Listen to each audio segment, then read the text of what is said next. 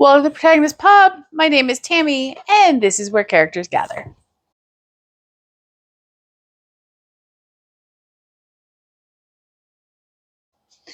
So it is Tuesday morning this week. I apologize for being a day late, but I had every intention of filming yesterday. Unfortunately, very early Monday morning, I woke up very sick. By the time it was over, I was exhausted and I wasn't going to film. So you get it a day late, and I apologize. So if you are new here, thank you for subscribing. I hope you find something you really love to read. If you are a continual subscriber, I really appreciate it. And I am so glad you're here. And I hope that there's content you're finding enjoyable and is adding to your TBR so it's somewhere near as large as mine. That's really something horrible to wish on someone, isn't it? So I had a fairly decent reading week. I have DNF'd, I want to say three or four books this week. But what I have read, I have thoroughly enjoyed. So let's talk about the DNFs first. So the first thing I DNF'd this last week was The Metropolitan Affair by Jocelyn Green. And I'm pretty sure I'm going to put this as a soft DNF. I don't hate this book by any means. It's well written. I'm bored. I'm really, really bored. It's set in mid-1920s New York. Our heroine is a museum curator. There's a mystery going on about art fraud. Egyptian art is the whole focus of the book, and it was driving interior decorating and design and trends in 1920s world. And I'm bored. The mystery is dragging out. There's, she has a very unhappy childhood that she can't seem to move past. I'm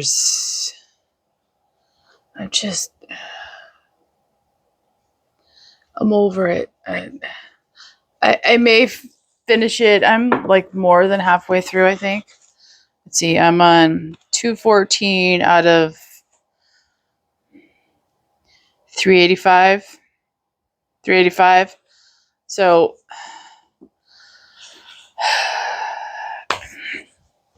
I'm just bored.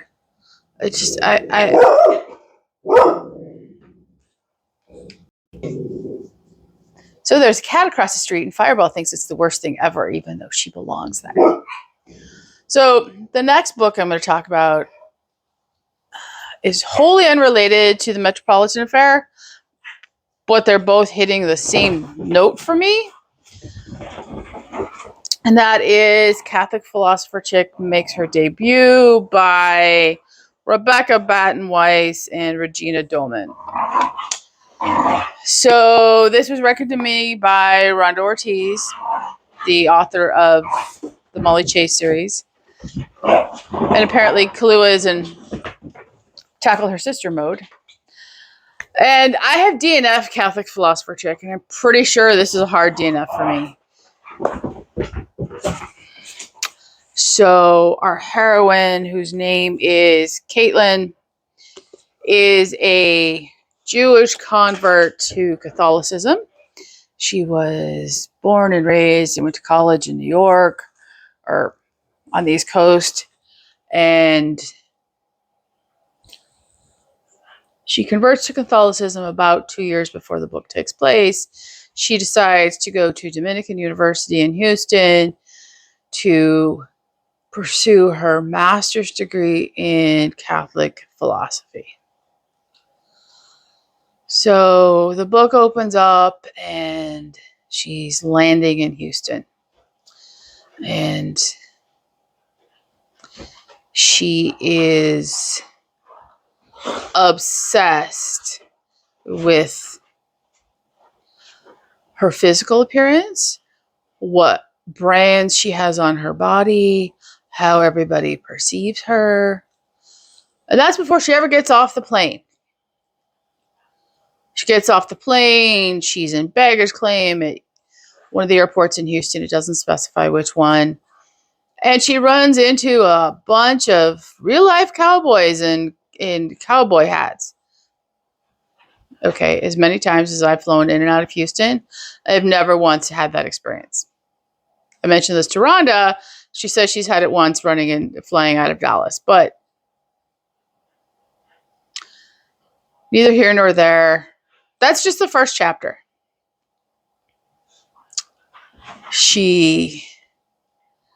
I've read, 50 plus pages before I DNF'd it. And in those 50 plus pages, she is still obsessed with her clothing. She still looks down on everybody because they're not obsessed with their clothing or the outward appearance, statement they're making. She looks down on everybody because they're not a philosophy student. And yet she goes to chapel on a Catholic university and slams the rosary because it's not philosophical enough, or I didn't understand it.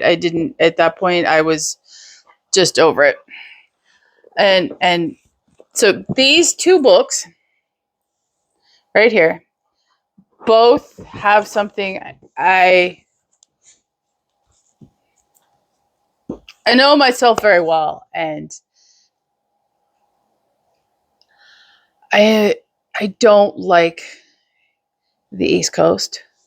I've told Dave that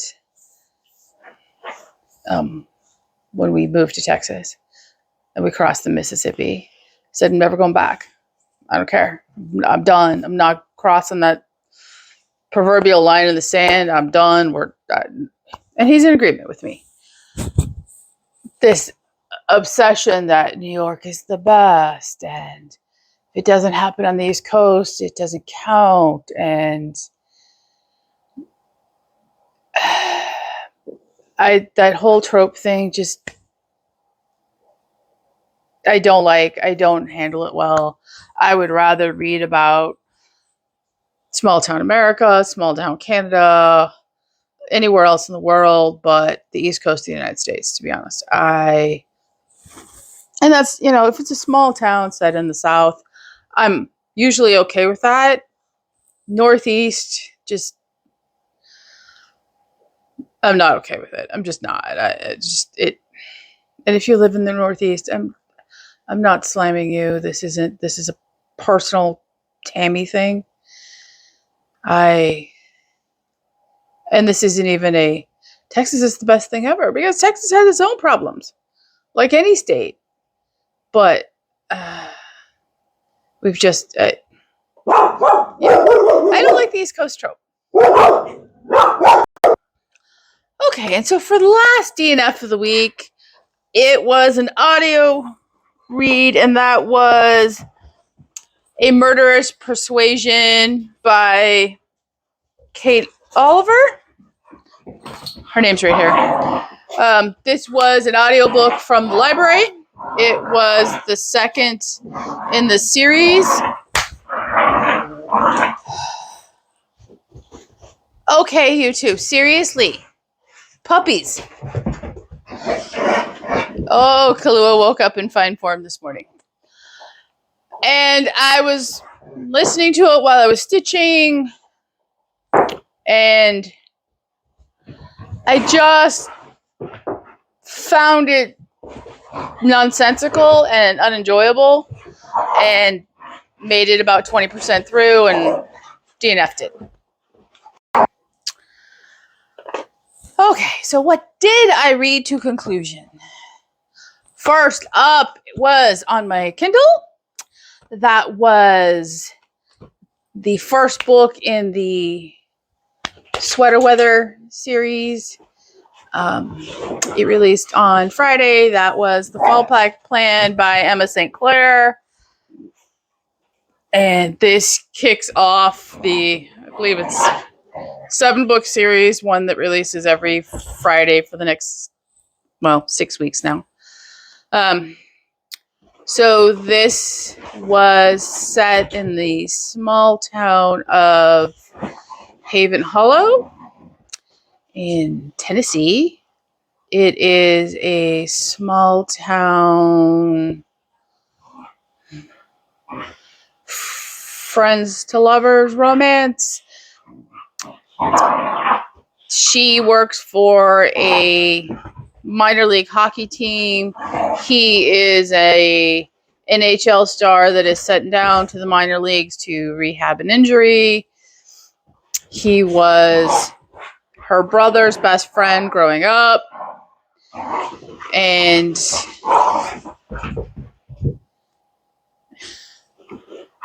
he is gorgeous, and she's still in love with him, and it was sweet. It wasn't my favorite Emma St. Clair by any means. It didn't Kahlua. It didn't have the humor that I normally associate with Emma St. Clair books. It wasn't bad, don't get me wrong. It wasn't a bad book by any sense. It just didn't make me laugh out loud. There were some funny moments, but they weren't, bust out loud funny moments. I enjoyed it. I'm looking forward to the next book in the series. I will put the next cover right here, and it should release on Friday. Hi, Fireball. And I will continue. It was perfectly charming, and it was a quick read. So what more could you ask for? Okay. Yesterday I read 6 Sweets Under by Sarah Fox. This is the first book in the True Confection mystery series, and it has a very adorable cover. It is set in the mythical town of Larch Haven in Vermont. It's a town much like Venice in Italy. It's full of canals, and there are no cars in town. And our heroine, Becca, is a former Hollywood B-level star, and she quits acting and she moves home to take over being the chocolatier at her grandparents' family-run chocolatier shop. And this all happens before the book opens. And it sets up well. The backstory is there. She's a fleshed out character. It's the first book in a new series. The second book releases next month, and it's called Baking Spirits Bright. I will put the picture right here. The town curmudgeon dies.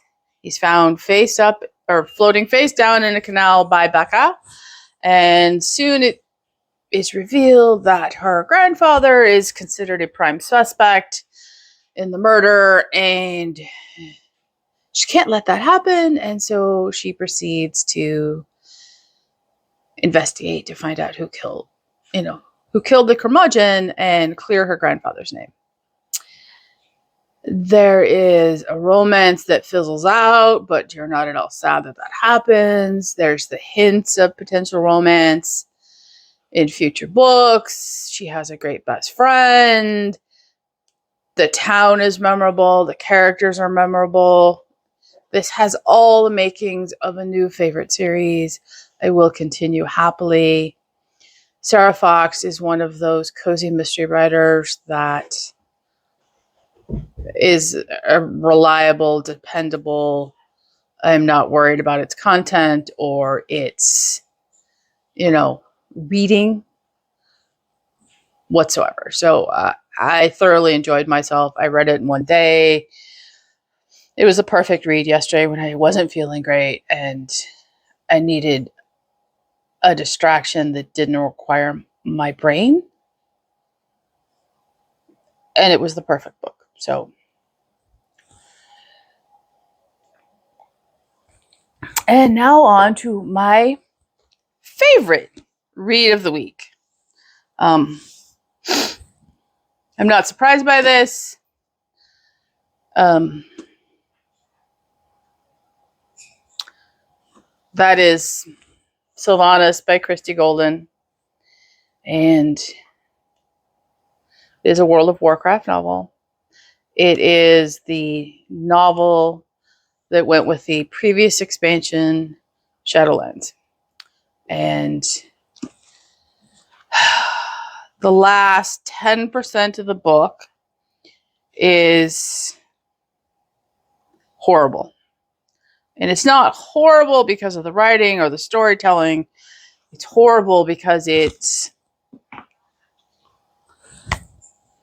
dealing with Shadowlands.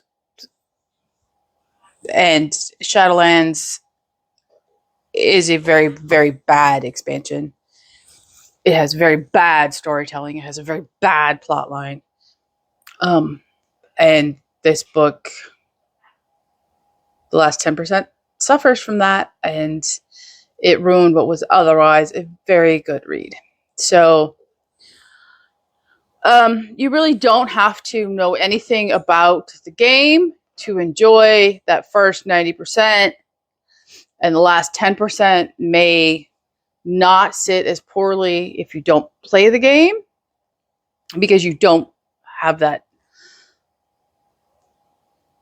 knowledge and distaste and that flavor of just ew in your head. So it tells the story of Sylvanas Windrunner from the time she is a child until Shadowlands happens and some events in the Shadowlands in the book. And Sylvanas is a high elf, and it tells a lot of the first part of the book is her, growing up with her 3 sisters and her baby brother who she adores and her parents and all of that backstory that's hinted at in the Warcraft universe, but it's very, very fleshed out in this novel. And I thoroughly enjoyed that. And I am not by any means a Sylvanas fangirl. I am an Alliance player. When I do play, I am not predisposed to be a fan of Sylvanas Windrunner. However, this book, that first 90%, was just wonderful, especially probably the first 60%, where it was just her growing up and her interactions and some of her impulsiveness.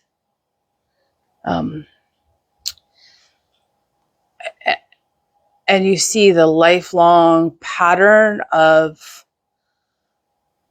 just really poor decision making when she acts impulsively. And that just follows her throughout her character arc, both in game and out of game and in novels and stuff.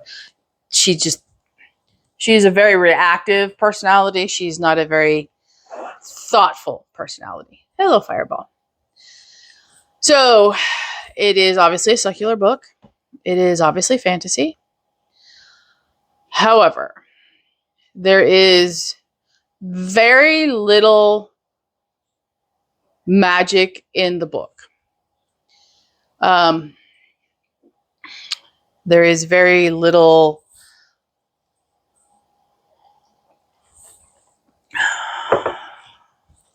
yes, everybody loves you. You're such a good girl. There's I am sure that there are things that people could find objectionable in the book.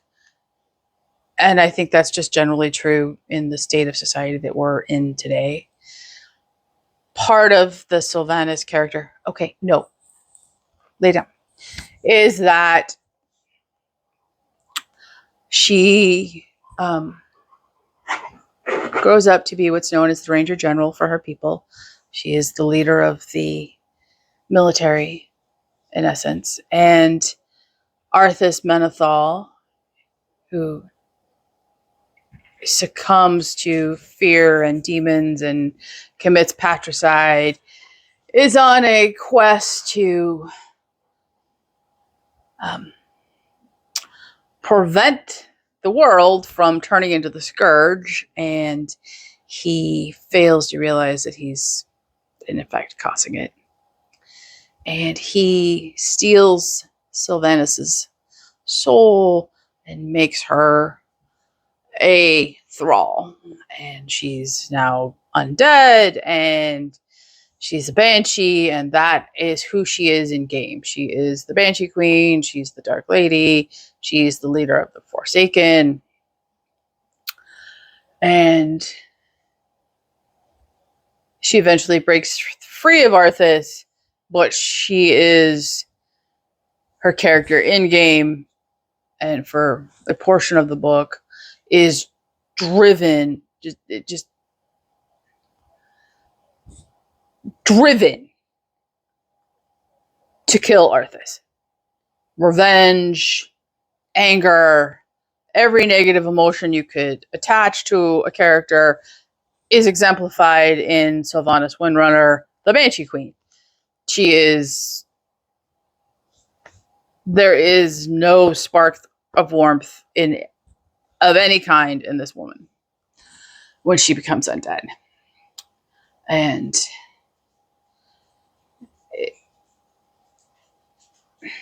it didn't change my opinion of Sylvanas in the game, but it does explain a lot of her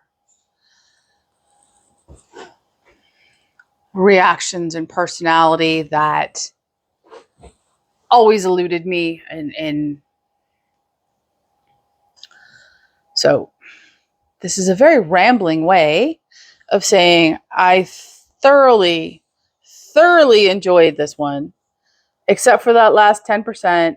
And that is not because of the author. It is not because of the material of the book. It is because of the material of the game. And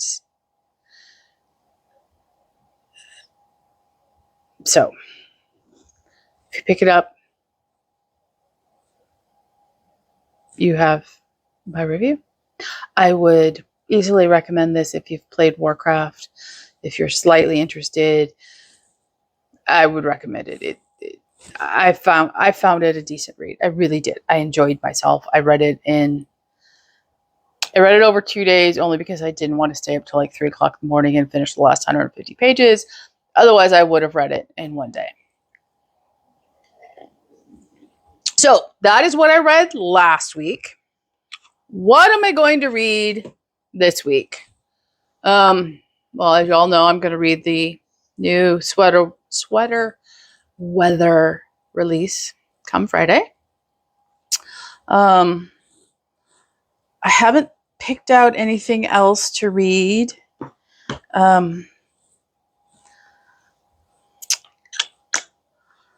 I am probably going to start. Let me set my coffee down here, so I'm not trying to cross streams as it is. Okay, probably going to start A Dangerous Beauty by Melissa Jocelyn. Everybody is super excited for me to read this. Everybody keeps telling me, read it. I want to hear your thoughts. So we'll see.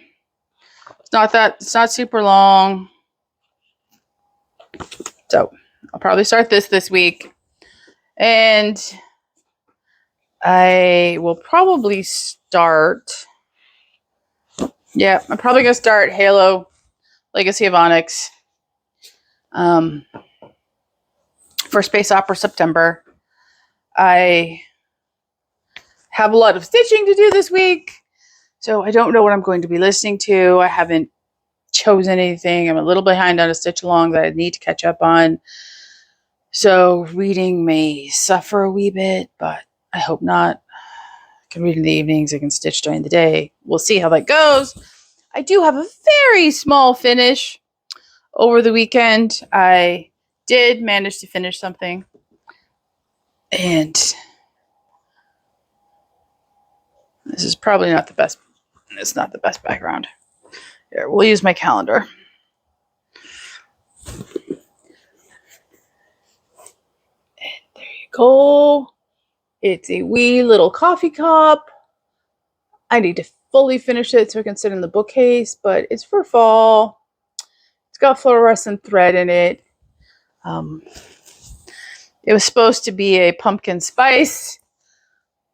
Have a little pumpkin spice tea bag floating out of it. I am not a fan of pumpkin spice, so I left the tea bag out. It's a little more fall-y than it is just pure Halloween. And I freestyled the candy corn up in the top row. It was supposed to be bats, but I decided to put candy corn in instead. I'm good with that decision. So that's what I was up to last week.